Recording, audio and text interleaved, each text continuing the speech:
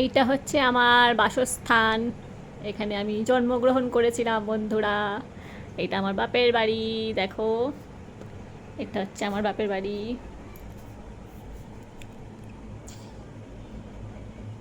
এখানে আসলে অনেক শান্তি পাই।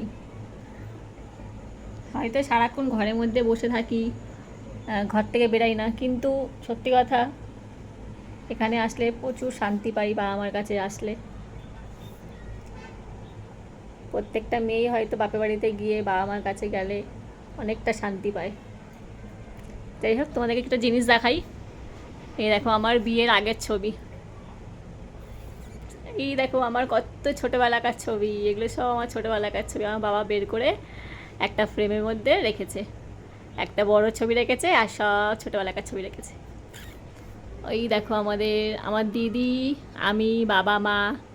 ওইটা হচ্ছে আমার দিদির বড় ছেলে, আমাদের বড় বাবু। আর ওইটা দেখো ওখানে আছে আমার মেয়ে, লাইটের জন্য দেখা যাচ্ছে না, আমার মেয়ে মধ্যিখানে, পাশে ওর দুই দাদা মানে বড় বাবু ছোটো বাবু। আর এখানে আমার সব বিয়ের ছবি, এই যে আমার বিয়ের ছবি, আর ওইটা আমার মেয়ে।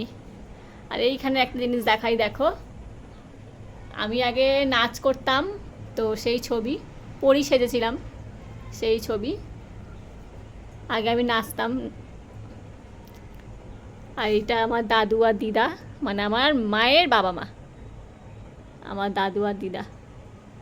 কত কাছের মানুষরা এখন নেই, অনেক দূরে চলে গেছে, না ফেরার দেশে তারা চলে গেছে। তো ভিডিওটা এইটুকুনি ছিল। এটা হচ্ছে আমাদের বাপের বাড়ি, বাইরে আরও আছে, এই যে পুরো বাড়িটা দেখাই তোমাদেরকে, চলো। এইটা হচ্ছে আরেকটা ছোট ঘর, পাঁচ ঘর। এটা হচ্ছে পাঁচ ঘর, এখানে আমার কাকা থাকে। এইটা হচ্ছে আমার মায়ের ঠাকুরের আসন। এটা হচ্ছে আমার মায়ের ঠাকুরের আসন। আর এটা হচ্ছে আমাদের ছোট্ট একটা বাথরুম, ছোট্ট একটা বাথরুম। আর এটা হচ্ছে আমার মায়ের ছোট্ট রান্নাঘর, ছোট্ট রান্নাঘর। কেমন লাগলো অবশ্যই জানিও। এটা হচ্ছে আমার বাপের বাড়ি, আমার বাড়ি, যাই বলবে সব কিছুই। সবাইকে টাটা, সবাই ভালো থেকো, সুস্থ থেকো। আর আমার বাড়িটা কেমন লাগলো, ছোট্ট বাড়িটা, অবশ্যই কমেন্টে জানিও। তো টাটা।